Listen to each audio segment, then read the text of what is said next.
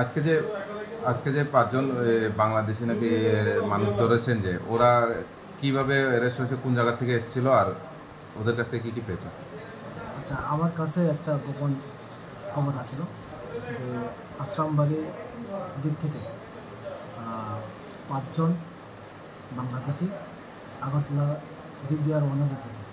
তো এই খবর পাওয়ার সঙ্গে সঙ্গে আমি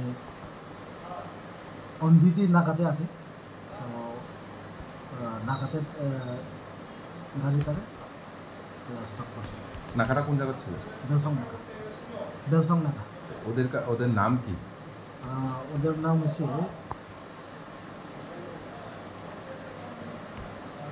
বাবলু দাস, লিতন দাস, পঙ্কজ সরকার, নিকলু সরকার আর রূপন দাস। বাড়ি কোথায় তাদের? তার বাড়ির খাদিরপুর, খালিজোড়া, মেট্রো করা। এরা এরা ধরার পরে ওরা কোথায় যাওয়ার উদ্দেশ্য ছিল ওদের? শান্তির বাজার, মরিপুর। প্রাথমিকভাবে কি বলেছে ওরা, কেন এসেছে ভারতে?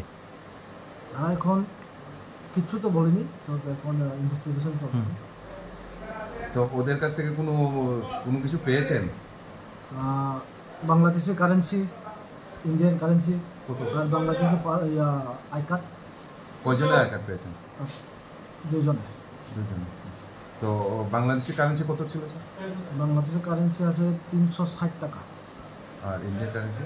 ইন্ডিয়ান কারেন্সি আছে 3645। আর বাংলাদেশি কারেন্সি 3060 রুপিস। ওরা কি আজকে আসামবাড়ি এসেছিল না আগে এসেছিল? আজকে সকাল 10টার দিকে রওনা দিয়েছি বলে তারা বাংলাদেশ থেকে। বাংলাদেশ সকাল 8টা থেকে রওনা দিয়েছে।